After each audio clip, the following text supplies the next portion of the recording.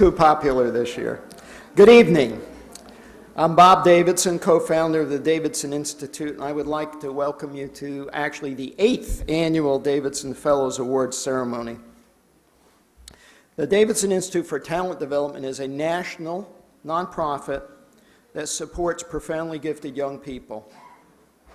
Just one of the ways that we do this to fulfill this mission is through this Davidson Fellows Scholarship Program, which recognizes the extraordinary achievements of students under the age of 18. Tonight we will be celebrating the most fellows ever, and that's 20 Davidson Fellows. I would like to thank our congressional co-sponsors who allow us to use this packed room every year. Our own Senator, Harry Reid from the state of Nevada.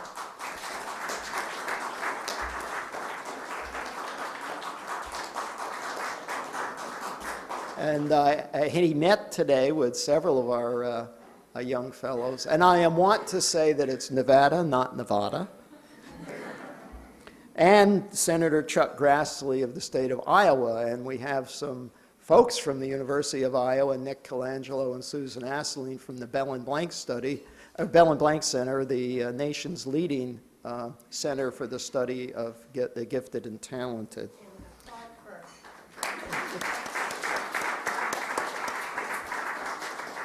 Now, because of the bright lights, and I know there's a few things going on in the Senate and the Congress tonight, I don't know if Senator Ensign is here, but if he is, somebody tell me and I'll acknowledge him. But I know he was going to make an effort to get here tonight, and we appreciate that. There may be some members of his staff here. Anybody from his staff here? Oh, I don't see anybody. I have a hard time seeing back there. But at any rate, we also appreciate the support of Senator John Ensign, who's been very supportive not only this program, but also of the Davidson Academy and some of our other programs. Next, I'd like to introduce my wife and co-founder of the Davidson Institute, Jan Davidson, standing to my right.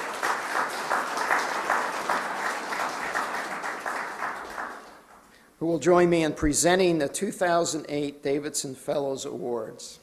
Jan? Thank you, Bob. Tonight is a very special night for us because we have these 20 students. We have 5 Davidson Fellow laureates who will each be receiving $50,000 for the scholarship level. We have 8 Davidson Fellows receiving $25,000. And then we have 7 students who will be earning $10,000 for their scholarships. And we will begin with the 7 students receiving $10,000. Bob? Is that correct? Do we have enough money in the bank? I was counting on you doing that. I thought you had the money under control. I think we've put it on the MasterCard. But there's always American Express. The first fellow I'd like to introduce to you is Nathan Georgette, a 17-year-old young man from Ponte Vedra, Florida. Nathan, would you please tell us about your fellow's science project?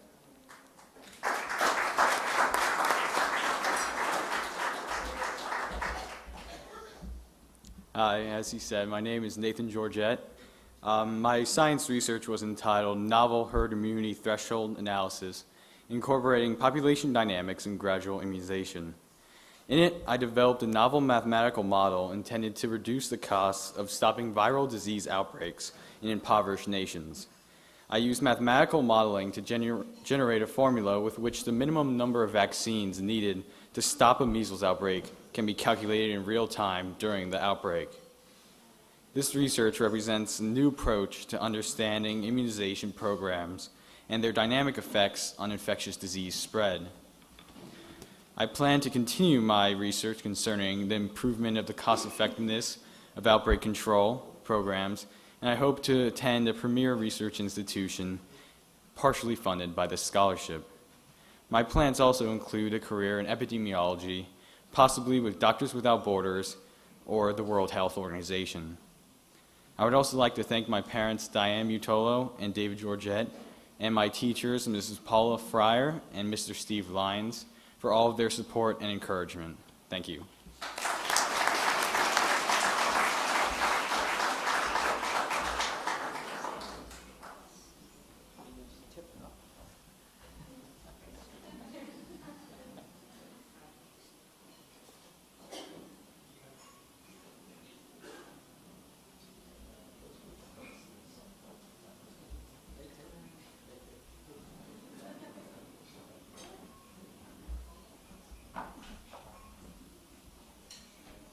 I'd like to introduce Molly Hensley Clancy, who is a 17-year-old young woman from Minneapolis, Minnesota.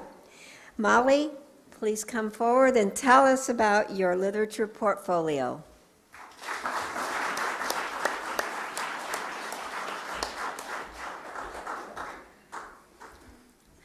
My name is Molly Hensley Clancy. For my project, I created a literary portfolio called Seized as Beauty, which consists of 5 short stories, a personal essay, and a collection of poems about the roles that words and storytelling play in the lives of young girls. The stories I wrote range in time and place from 19th century England to post-apartheid South Africa, but the ties that bind my characters together, their thoughts, their dreams, and their connections with words are strong. I believe that the more we notice the commonalities that bind us together as human beings, rather than those things that set us apart, the less we will be able to ignore those who are suffering among us. My hope with my portfolio is that people will be inspired to look closely at the words that influence their own lives. I have always known that I wanted to be a writer, and I have no doubt in my mind that how I will use my scholarship from the Davidson Institute. I want to travel to learn as much as I can about the world and go to college to learn from other writers and readers, as well as scientists and linguists and mathematicians and historians. I'd like to begin by thanking the Davidson Institute for their generosity and kindness, and for giving me an opportunity to challenge myself as a writer in ways that I never have before. I want to thank my mom and dad and the rest of my wonderful family that came here today, as well as those that couldn't come. Stella and the rest of my amazing friends, Ms. Horswell, Josie, and especially Anne and Miss Matera, without whom I don't think I could have ever have done what I did. The title of my portfolio comes from a quote by John Keats, who said, "I am certain of nothing but the holiness of the heart's affections and the truth of imagination.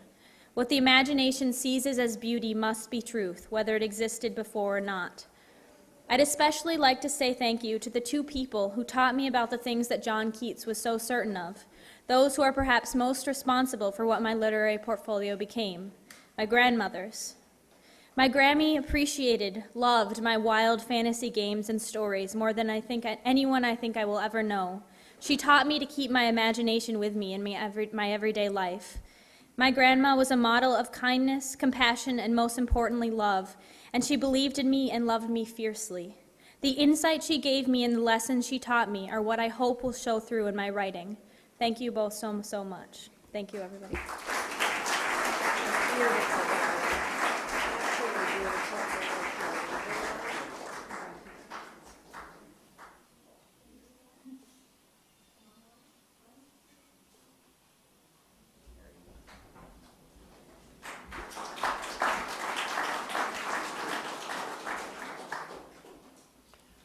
When we started the Davidson Fellows programs, we decided to have a fairly broad number of categories, as you can see, from math and science and music and literature. But we decided to put one more category in because we figured, we just can't think of everything. So we put an outside-the-box category in. And Kyle Huntsler, a 16-year-old young man from Huntington, Maryland, has received his award for an outside-the-box project. Kyle, please come up and tell us about your outside-the-box project.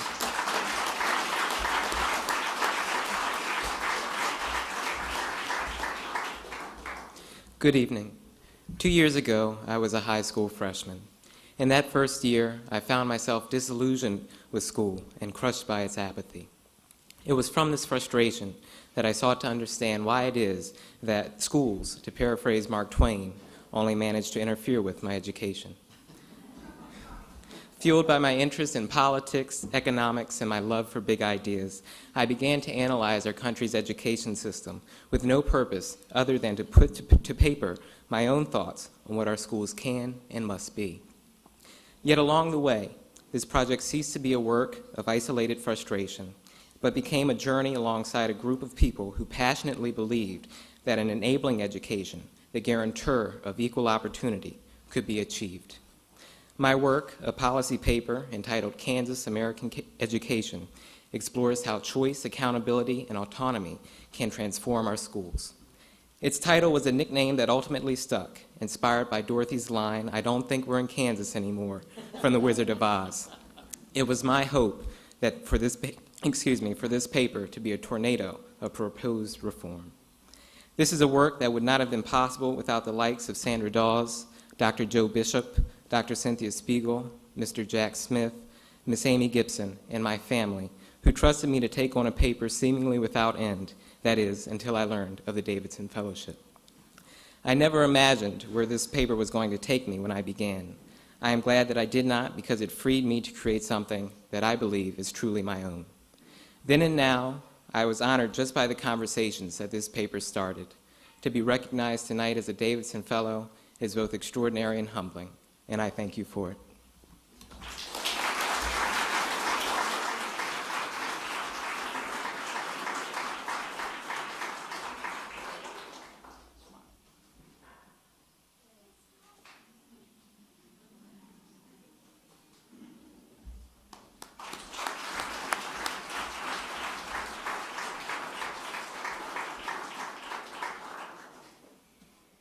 Okay, I'd like to introduce Michael Leap, who is a 17-year-old young man from Okemos, Michigan. Michael is going to tell us about his philosophy portfolio.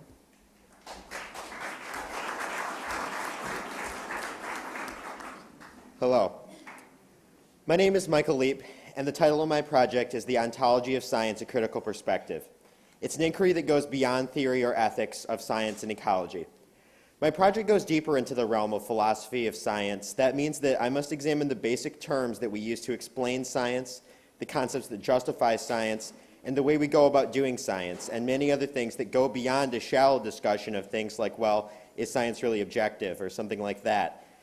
I'm relatively uninterested in whether a particular process is absolutely objective, since one of my theses is that objective truth itself doesn't exist in the way that we think it does. So if objectivity doesn't exist, you could see maybe why I would be relatively uninterested in whether science could be considered objective, because objectivity I don't believe exists. I'm also relatively apathetic towards our ethics of our relationship to nature, because I don't believe in nature, or rather, I don't believe in nature as a reified object. One of the things I wrote about is when people say, look, there it is, there's some nature, or look at this, it's a tree, that's natural. No, I don't believe in it. Sorry, it doesn't exist, folks. I follow Guattari in believing that there is a political ecology, a social ecology, and an intellectual ecology. I'd prefer to discuss the ecology of my hometown and my state economy, to discuss the kind of ecology that actually matters to the people around me rather than discuss whether humans are superior to trees and squirrels. That's the reason why I think that my project is important, because many of the common disputes become irrelevant once we reframe the very basis of reality. Many projects to reframe the understanding of reality are, I think, intellectual lethargy. They just give up with the particulars because it's much easier to be a radical critic and not have to deal with a complex debate, a struggle which I myself tried to overcome. But I truly believe what I have done to be intellectually rigorous. My thesis is not that reality is an illusion or some such silliness. My thesis is rather that we must accept a radical compromise for ideas and objects that allow them to be a sort of in-between, that is in between facts and fantasies. Ideas can be much more true than others, but there is always an aspect of practice and method in determining the relative truth of ideas, and I think that this is very faithful to the idea and process of science as it originally began. You see, I'm quite a big fan of science. I despair over how the world would look if many of my fellow philosophers' methods were substituted for science. We would not be in a good place. But at the same time, I have to be a tough lover.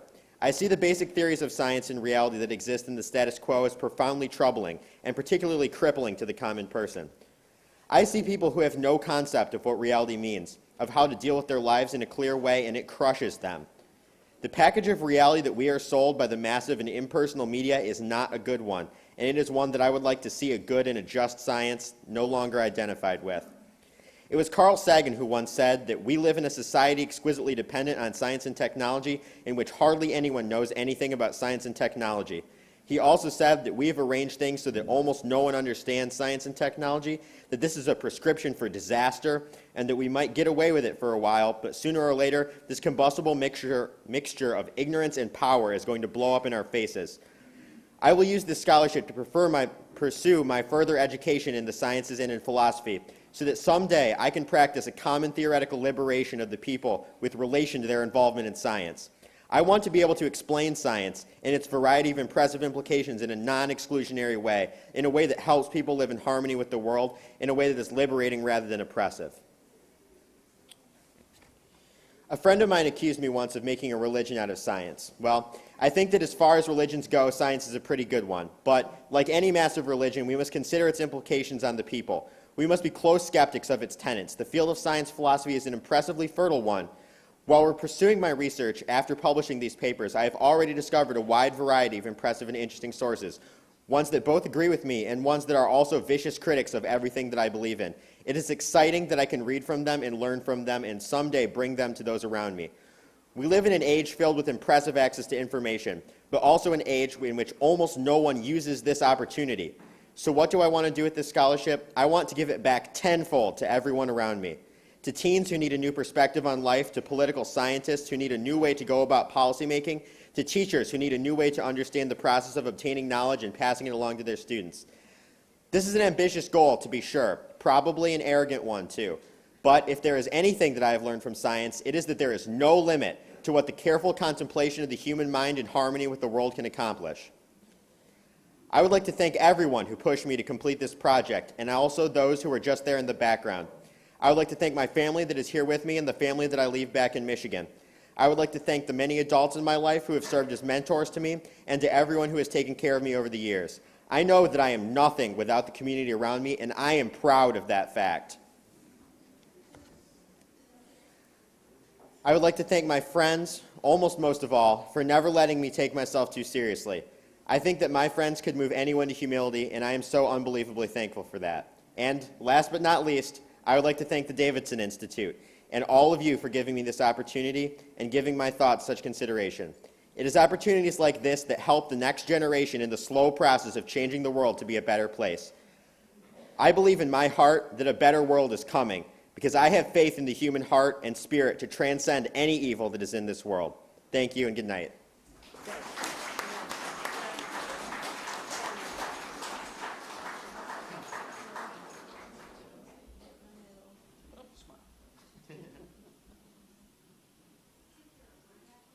Oh, right, Blair. That's right.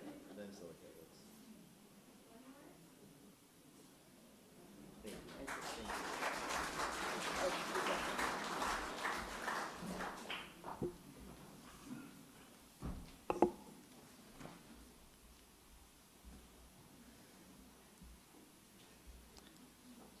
you. Divya Nog is a 17-year-old young woman from El Dorado Hills, California. Divya, please tell us about your Fellows Award in Science.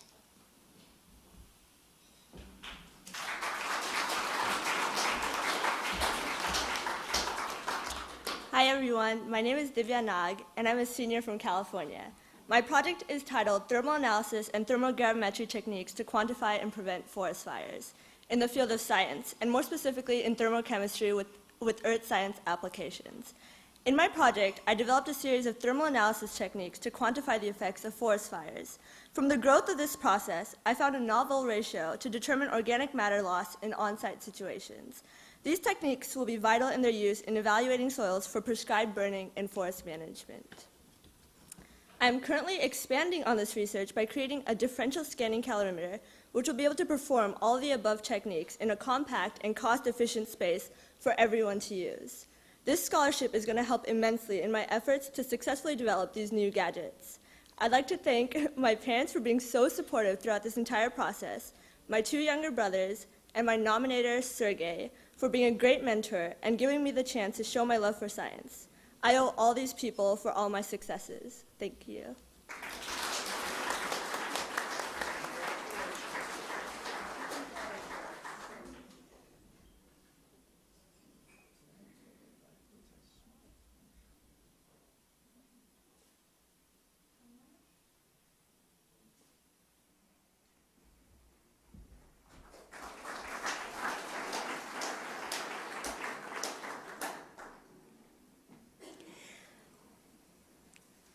I'd like to introduce Avanti Raghavan, who is a 17-year-old young woman from Orlando, Florida. Avanti, please tell us about your science project.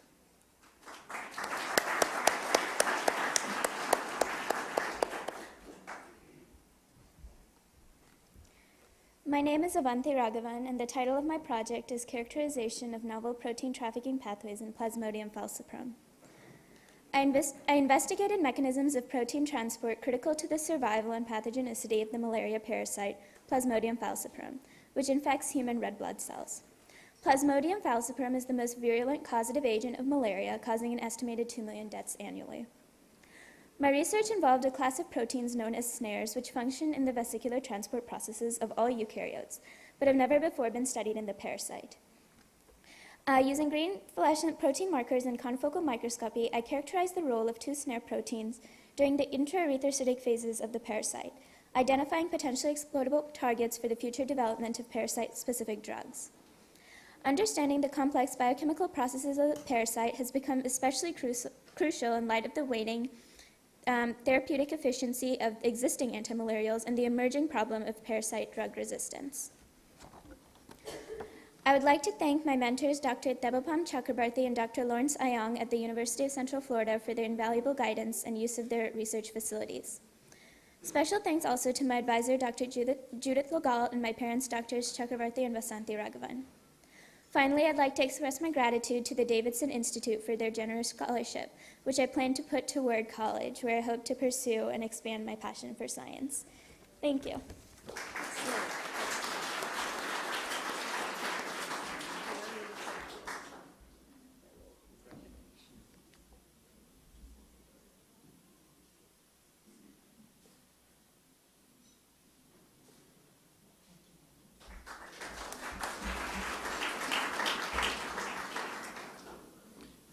Well, here we go again. I feel like it's a replay of the Beach Boys, California Girls, but I'm not sure they had in mind the talent that we have here tonight. Sari Waliani is a 16-year-old young woman from Arcadia, California. Sarah, please tell us about your fellows' science project.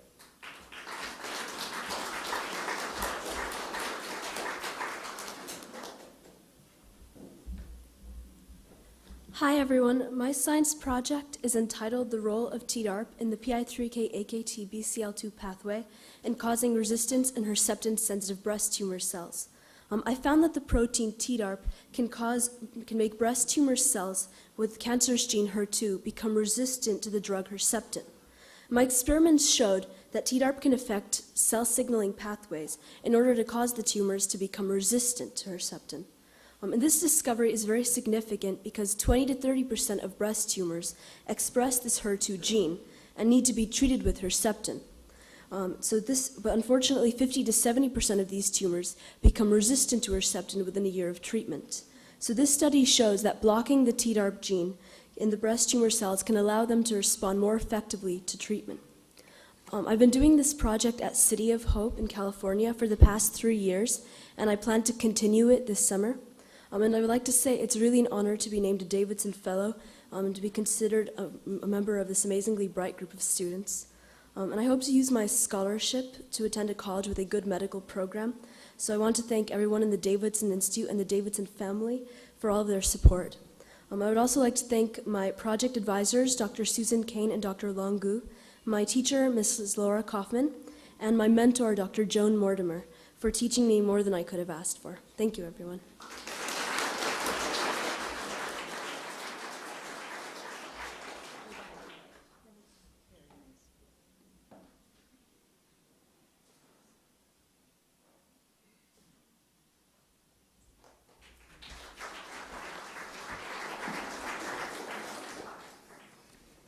Okay, we're going to move on to the $25,000 category winners. And we're going to start first with Michael Jackowski, a 16-year-old man from Minneapolis, Minnesota.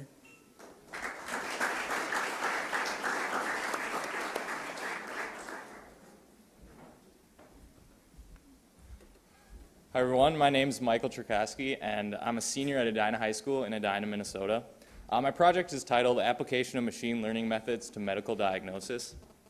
And originally it was entered in the field of technology, but it's actually a more interdisciplinary work mixing medicine and computer science. And essentially what I'm trying to do is I'm trying to apply our advances in technology to a more classical science such as medicine.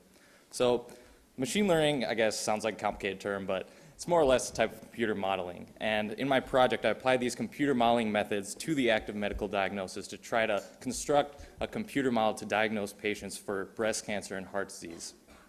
And in my project, I actually achieved diagnostic accuracies of over 90%. So in the future, I would like to see this technology kind of being adopted in many hospitals and clinics to give doctors a second-hand opinion in their diagnostic pursuits, I guess.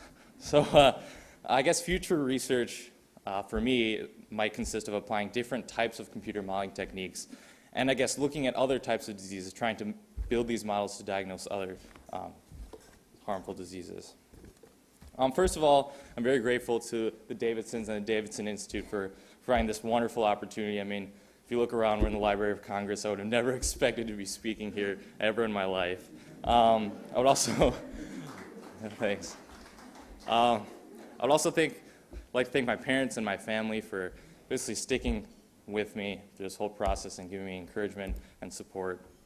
I'd also like to thank Mr. Mike Lohman from the Twin Cities Regional Science Fair for encouraging me to pursue my interest in scientific research. And finally, I would like to thank Dr. Yunqian Ma, Dr. Wei Shen, and Mr. Scott Wilbur for advising me and helping me and mentoring me with my project. Thank you.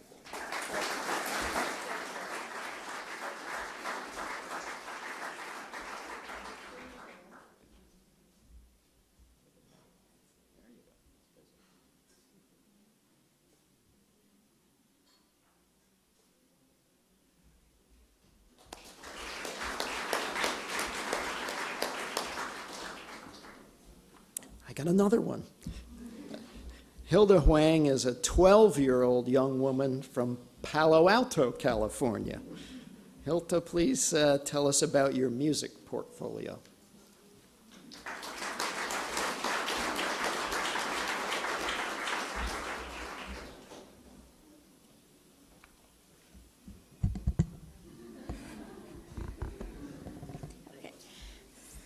So I'm very happy and honored to be here today to receive the Davidson Fellowship Award. To me, it feels like the Kids Grammy Award. My project is called I Love Bach, and my goal is to share the complexity and joy of Bach's music with the world, especially my generation of classical music students. I find Bach's music intriguing and challenging, and for those who know what Nintendo is, playing Bach is just like trying to keep Super Mario alive. It really is a breathtaking task. I personally find that learning Bach's music can keep me focused, not just in music, but in other subjects too, and can help me train my mind to think analytically. My dream is to start a series of I Love Bach concerts around the world so that more classical music students of this generation can share my joy and appreciate Bach's music with me. I'd like to thank my teachers and my parents for all these years of support and coaching, and of course Glenn Gould, my favorite pianist, for inspiring me to start this project. And mostly, I'd like to thank the Davidson Institute for all the wonderful things they do for kids with dreams and ideas. Today happens to be the last day of the year of Glenn Gould, as declared by the Glenn Gould Foundation in Toronto, Canada. This year, we have celebrated Mr. Gould's 75th birthday and also 25th anniversary after his death. I hope all of you will go home tonight and help me with my project by downloading one piece of Bach's music to your iPod and help me bring Bach to everyone. Thank you very much.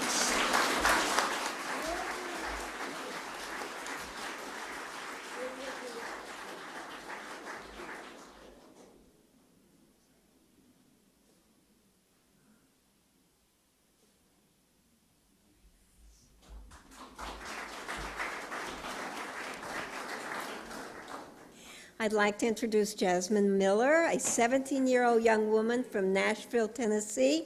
Jasmine, please come up and tell us about your literature portfolio.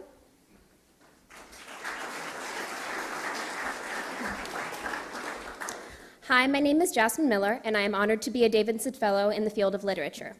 My project is titled The Digital Identity of Contradiction and consists of essays, a one-act play, and a novel excerpt.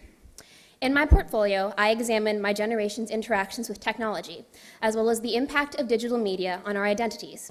We, unlike any generation before us, spend an inordinate amount of time in a universe of our own making, also known as the internet, in which everything and everyone are neatly categorized. At the same time, we also live in a place called the real world, known as chaos. The stark contrast between our dual existences forces us to compile and reconcile a whole host of contradictions, and it is from these that we build our identities, hence the digital identity of contradiction. My work is written with the intent of promoting an understanding and awareness of who we are as a generation, both in ourselves and with our elders. We are the first of the digital natives, and with the coming socio-technological revolution, we most certainly won't be the last. In many ways, our country is at a crossroads of human and societal evolution, and it is important that we acknowledge this crossroads before the historians do. Many thanks to my parents, my mentors, Joe Croker, Judy French, and David Frederick, and to the Harpeth Hall School for their support and guidance in this project. And many thanks to the Davidson Institute for providing me with this opportunity.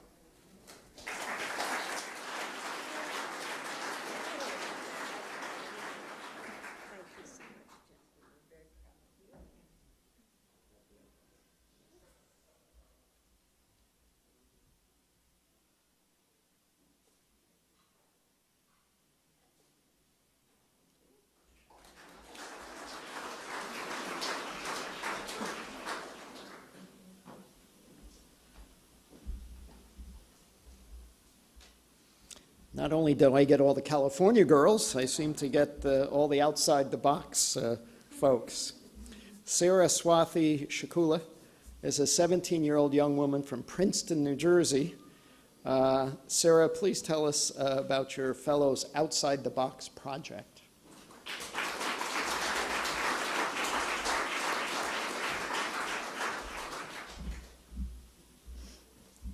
In 1778, Franz-Antoine Mesmer, an entrepreneurial scientist, arrived in Paris eager to introduce a new form of medical treatment based on his controversial theory of animal magnetism.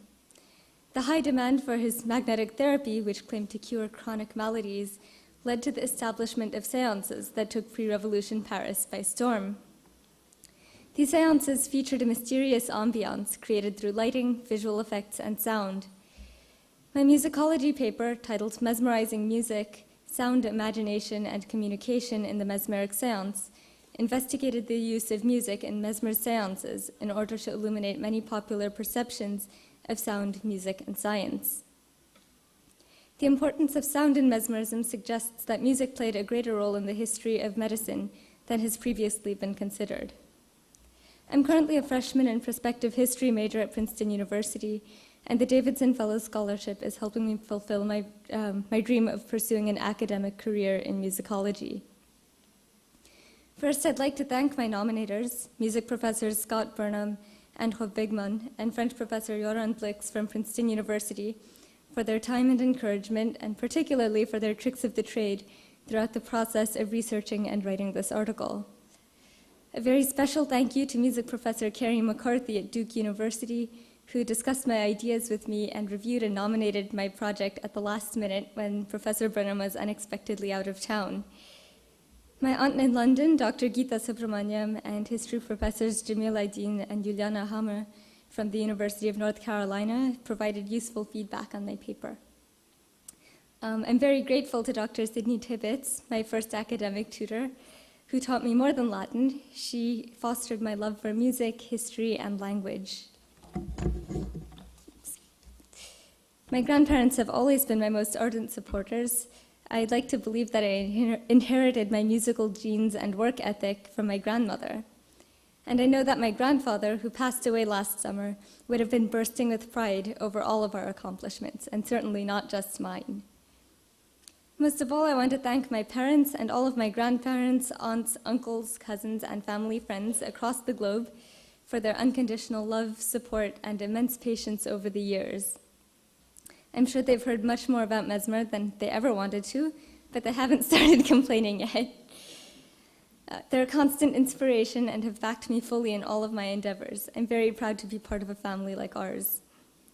Finally, it's been a pleasure to work with Chasey Mosner over the past few months in preparation for today. I'm very honored to have been selected as a Davidson Fellow, and I'd like to thank Bob and John Davidson for this memorable experience. Thank you.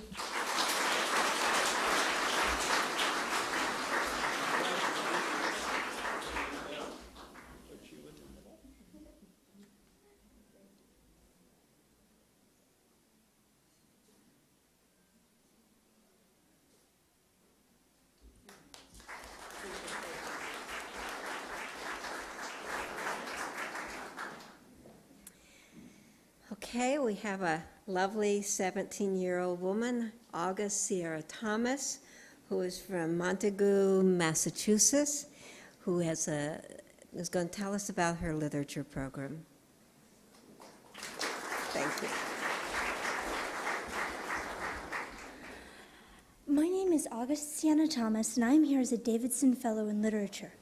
My portfolio, Rewriting History, was made up of selections from a historical novel, The Other England, a play, Burning Clouds, and a reflective essay also called Rewriting History. In each of these pieces, I explored the decisive moments when the choices that change the path of history are made.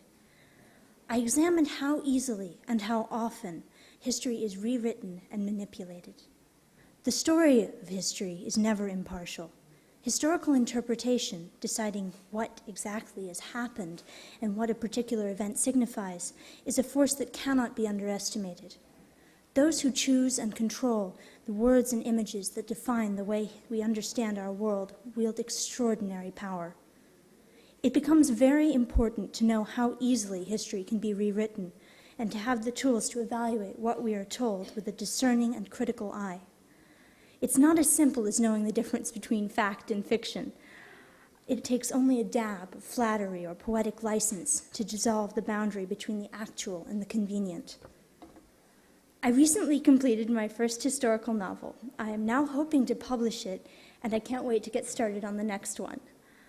I am completing my senior year at Commonwealth College, the honors college at the University of Massachusetts Amherst, and I'm reaching an interesting crossroads.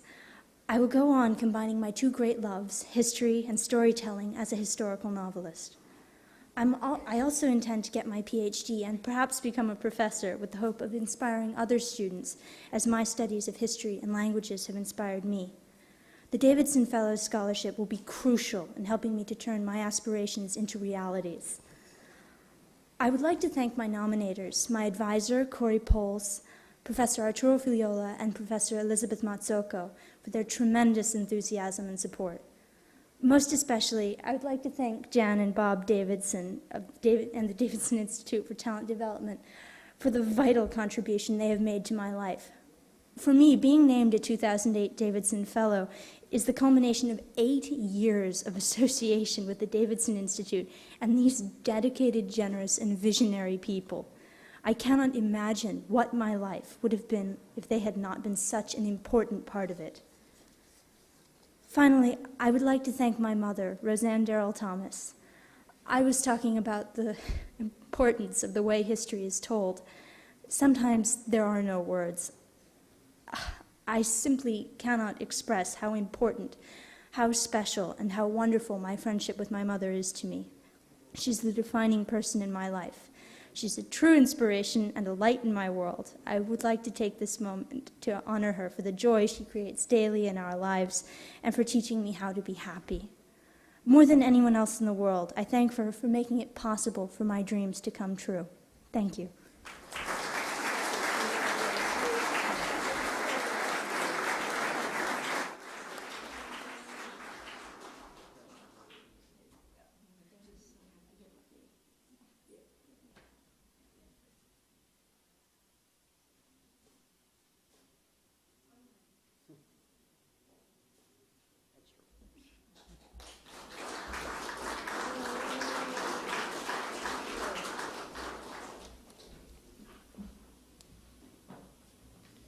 Vijay Venkatesh, a 17-year-old young man from Laguna Niguel, California. Here we go again.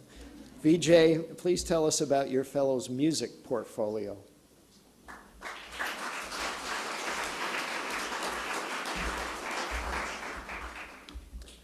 The title of my project, Magic Through Music, was a direct correlation to a magician's performance in the ways of interaction, suspense, and overall hypnotism.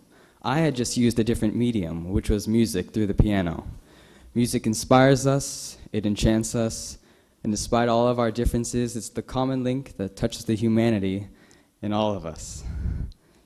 I would like to thank the Davidson Institute so much for this tremendous honor. Over and over, we hear glowing accounts of how the Davidson Institute has affected society, and all of the groups of people that feel the warmth of how much these scholarships have affected them. So thank you very much.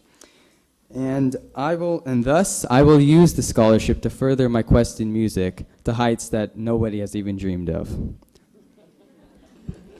I would like to thank my past teacher, Dr. Sarkos Baltan, who ignited the flame so I could shine so brightly. He trusted me, he believed in me, and he gently guided me through every kind of place. And Mrs. Nina Skolnick, who led me, who inspired me to cast away anything even capable of smelling of normality in music. And Dr. Charles Monell, Miss Ann Greer, and Mrs. Virginia Waring, who inspired me to believe that life is too short. Become a legend so you can live forever.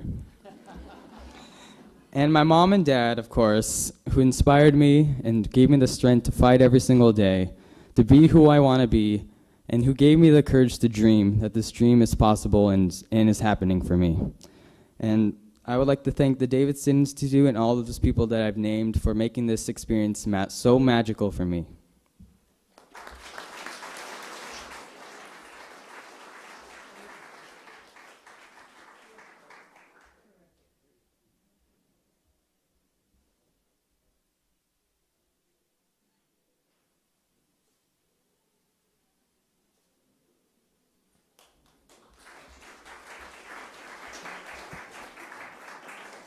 And now I'd like to introduce William Yuen, who is a 12-year-old young man from Beaverton, Oregon. William, will you please tell us about your science project?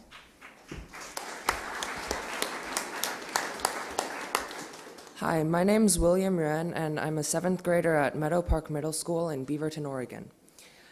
I'm extremely honored to be named as a 2008 Davidson Fellow and would like to thank the Davidson Institute for providing me with such a great opportunity. It's not just an honor for me, it's an honor for everyone who supported me. Before I talk about myself, I'd like to thank my science teacher, Miss Susan Duncan, and my mentors, Professor Chun-Fei Lee from the Portland State University Center for Nanofabrication and Electron Microscopy, and Dr. Fred Lee from Applied Materials for their inspiration and guidance, as well as my parents for their support. Without any of it, I wouldn't have been able to accomplish this. My project, titled A Highly Efficient Three-Dimensional Nanotube Solar Cell for Visible and UV Light, is about a new type of solar cell that absorbs solar energy in both the visible and UV regions. Extending solar absorption beyond the visible region is particularly important for places such as my hometown of Portland, Oregon, where there are more than 220 cloudy days a year. My design uses innovative 3D structures and nanotubes to increase the light absorption efficiency and light electricity conversion efficiency dramatically. I've always been very interested in science and technology and believe they can change the world and solve the critical issues our generation is facing. I'd like to use this scholarship to further my career in these areas as well as help go to college, although I've not yet decided on a specific subject to major in. Finally, I hope more young people can get involved in science and technology so that we can solve some of the world's greatest challenges. I hope my experiences can help inspire other young people to reach for higher and higher goals. Thank you.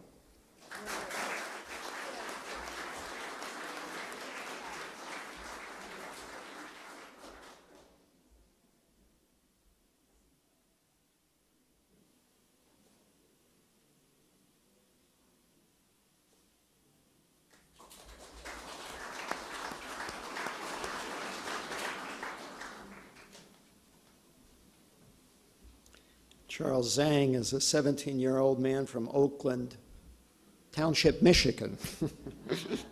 Charles, please tell us about your fellow science project.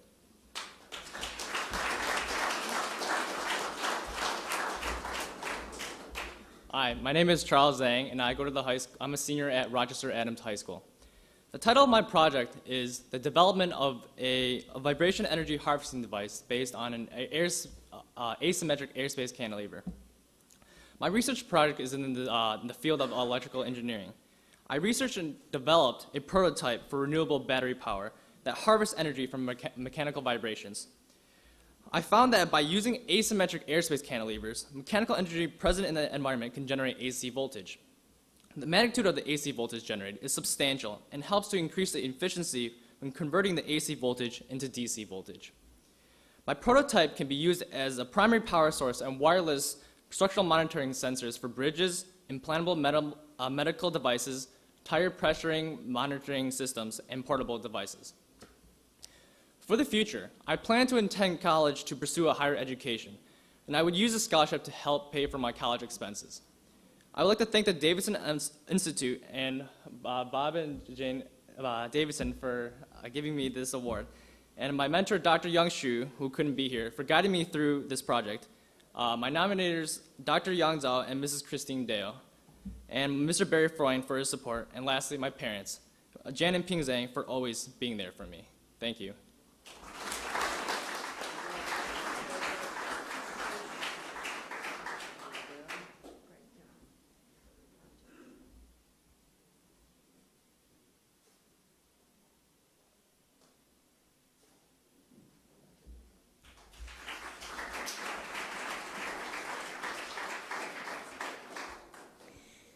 Okay, now we're going to go to the $50,000 winners. 5 of tonight's recipients are Davidson Fellows laureates, and their title is accompanied by the $50,000 scholarship. The first laureate is Akhil Matthew, who is a 16-year-old young man from Madison, New Jersey. Akhil, please let us know about your Fellows mathematics project, which, by the way, completely absorbed Senator Reid this afternoon.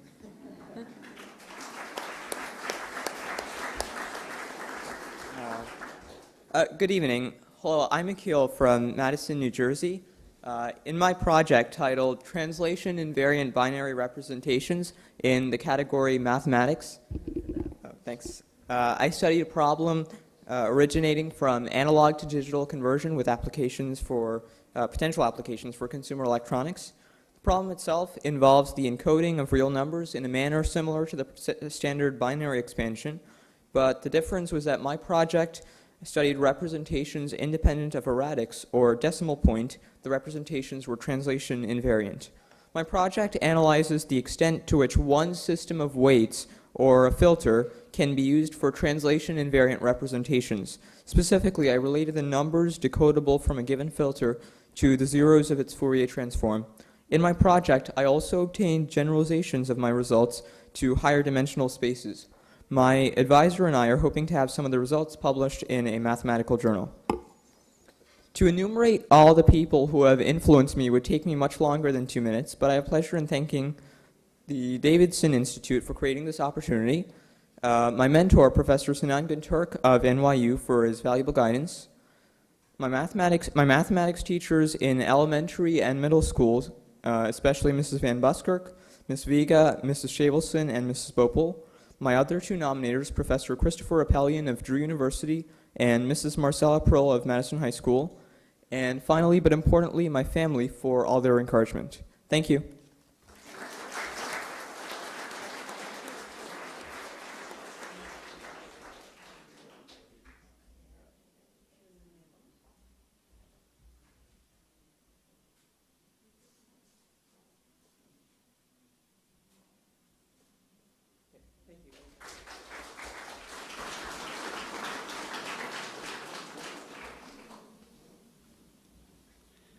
Condor Porter Gill is a 17-year-old young man from Gaithersburg, Maryland, not too far from here.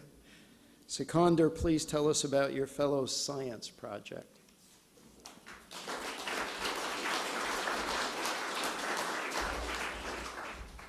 Good evening. My name is Condor Gill, and I'm a senior at Gaithersburg High School in Gaithersburg, Maryland. I would like to thank Mr. and Mrs. Bob Davidson, Mr. and Mrs. Davidson and the entire Davidson Institute for awarding me with this great honor as a Davidson Laureate. This gift will assure me the funds needed to pursue my future educational plans, and I will cherish it the rest of my life. My project, the production of methane in a two-chamber biocatalyzed microbial fuel cell utilizing Methanocircina bark rye, is in the category of science and specifically microbial fuel cells.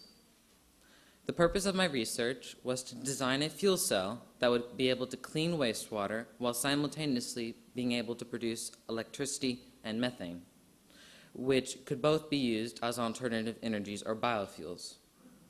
The byproducts produced in the wastewater anode compartment from the degradation of organic matter by anaerobic bacteria are used by the methanogens in the cathode to form methane.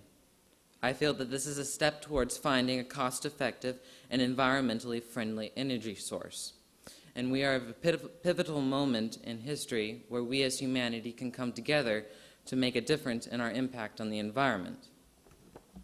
I plan to continue as an intern at the J. Craig Venter Institute, where I will be working on microbial fuel cells and learning even more new aspects of my project. There are many people which I wish to thank for supporting me with my microbial fuel cell projects over the past 4 years, including my mentors at the J. Craig Venter Institute, my parents, my teachers, and Dr. Bruce Logan at Penn State. In the audience tonight are my parents, Patricia Porter Gill and Prit Mohinder Gill, Miss Lori Bricker, supervisor of the Outdoor and Environmental Education Programs for Montgomery County Public Schools, Dr. John Glass, one of my mentors from the J. Craig Venter Institute, and last but not least, my proud principal of Gaithersburg High School, Dr. Christine Handy Collins. I would like to thank them all. Thank you.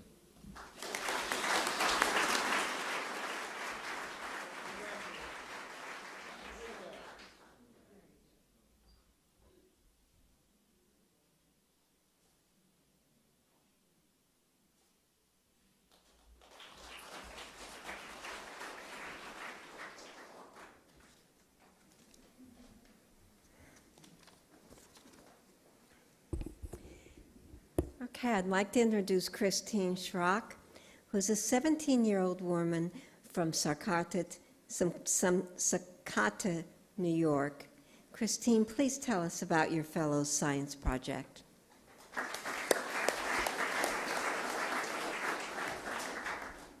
Good evening. My name is Christine Schrock. My project is in the field of computational structural biology and is entitled Investigating an Allosteric Binding Site for a New Class of HIV-1 Protease Inhibitors. It is well known that HIV is the virus responsible for the global AIDS epidemic.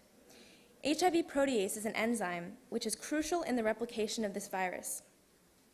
If it doesn't function properly, the virus cannot mature and will not be able to infect the cells. In my project, I studied a particular region on the HIV protease, and I found that this is a promising target for drugs to bind and change the shape of the protease, rendering it unable to perform its function. This is an important first step toward designing or discovering a new class of HIV drugs. Hopefully, this knowledge will lead to a more effective treatment for the AIDS epidemic. I would like to thank my family for encouraging me and being supportive every step of the way.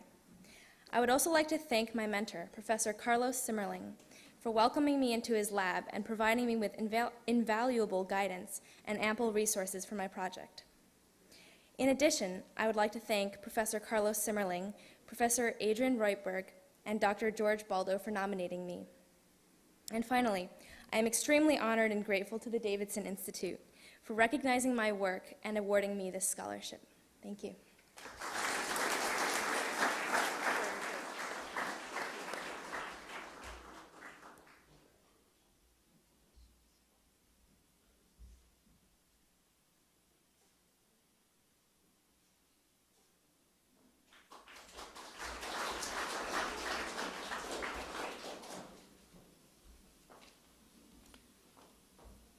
Phillip Strike is a 17-year-old young man from Platteville, Wisconsin. grew up on a farm, just like I did. Phillip, please tell us about your fellow science project.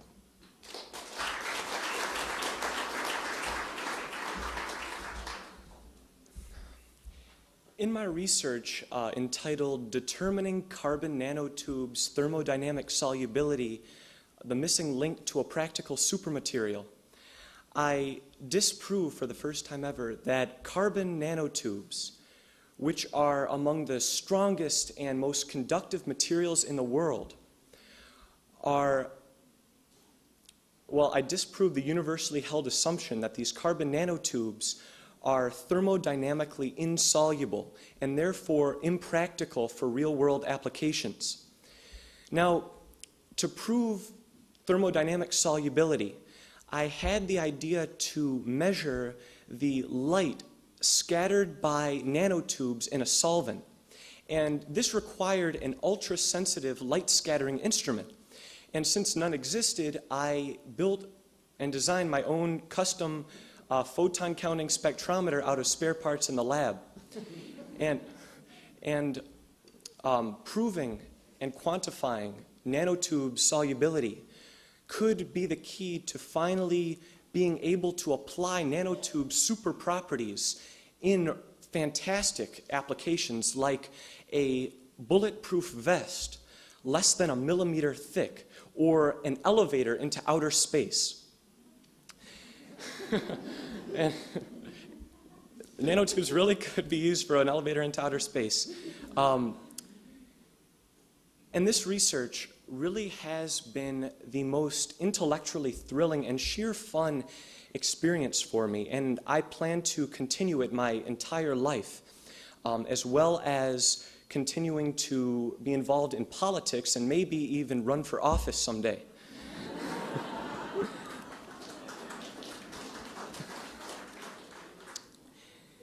And this research, though, could never have succeeded. I could have never even done this research without the support from so many people, the steadfast support, but especially my grandfather, John Worth, for inspiring me to love science. My mentor, Dr. James Hamilton, for enthusiastically supporting me throughout this research. My parents, especially my mom, for letting me quit school when I was 12 so I could get an education. And for just all the other countless ways my parents have guided me. And the laws of Wisconsin for letting homeschoolers like me, giving us the freedom to learn without any restraint, and so that we can soar ahead and not get left behind. And finally, I am most grateful to the Davidsons for generously endowing these scholarships and for dedicating their lives to helping kids learn to their potentials. Thank you.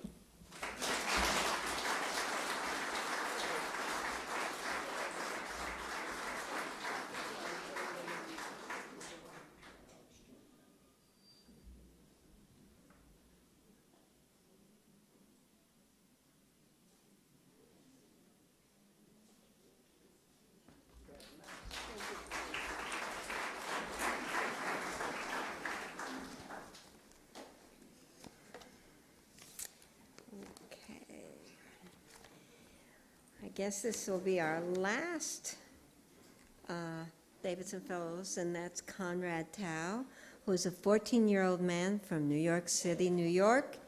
Conrad, could you please tell us about your music portfolio?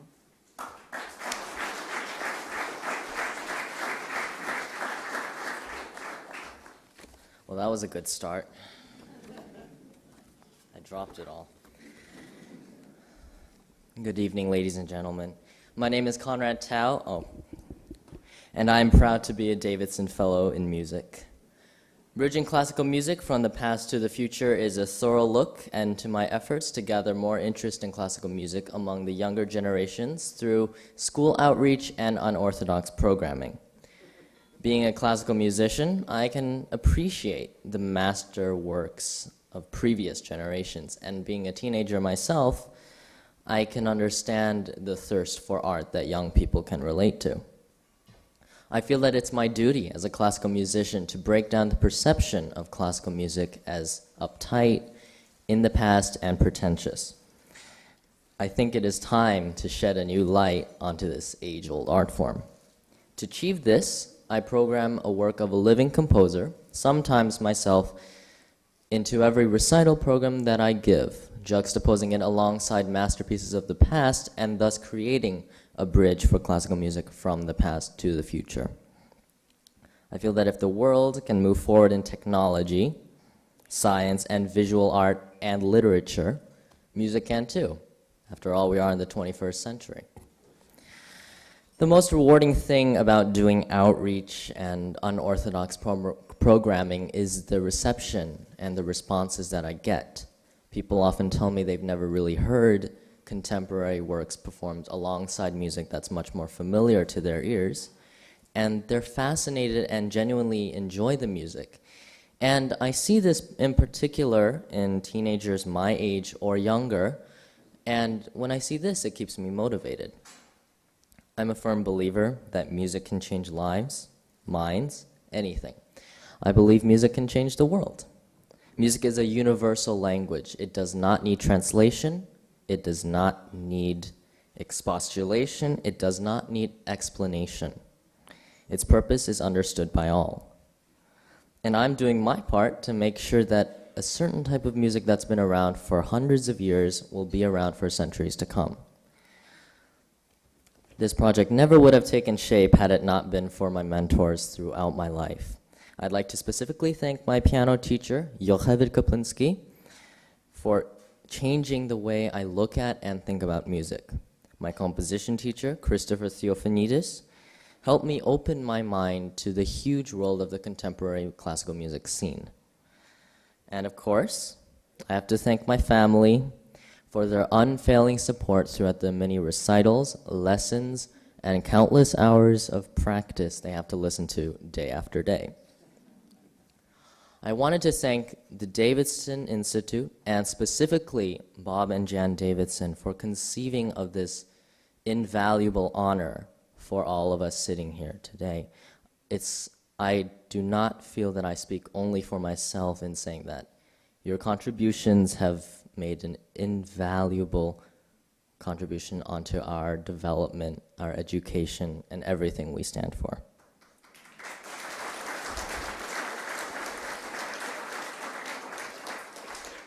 I'm proud to stand here in the Library of Congress, which houses a vast collection of musical scores, both new and old.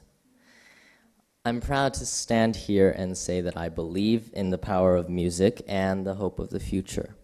And I'm proud to be here as a Davidson Fellow Laureate. Thank you.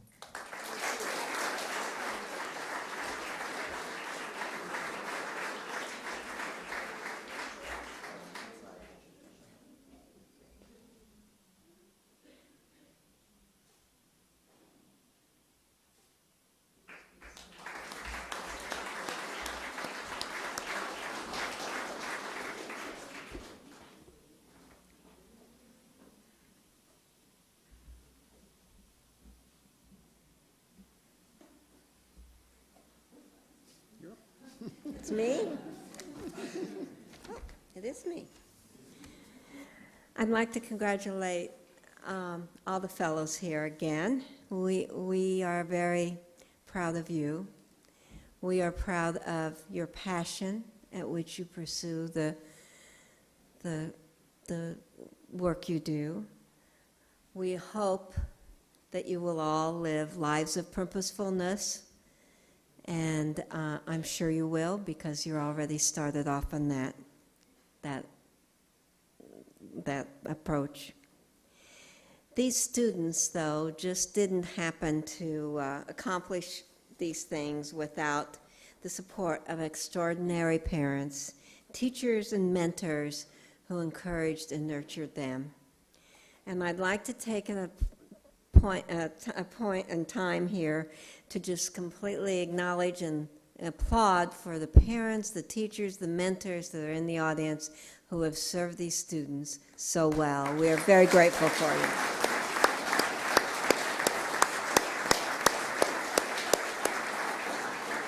Bob? We are thrilled, actually, as that's an understatement, to recognize the 2008 Davidson Fellows. Not only for their incredible projects, most of which I can't understand, but also for the journey they forged to reach this point. The steadfastness, the hard work, the vision, and the stick-to-itiveness that it took to complete these works. Every year we are amazed by the breadth and depth of the fellows' accomplishments. 12-year-olds, can you imagine? With nurturing gifted students, we'll be among those who will solve the world's most vexing problems. Some of those people who are going to solve those problems are sitting right in the front of this room. Thank you again for sharing this special evening with us, and good night.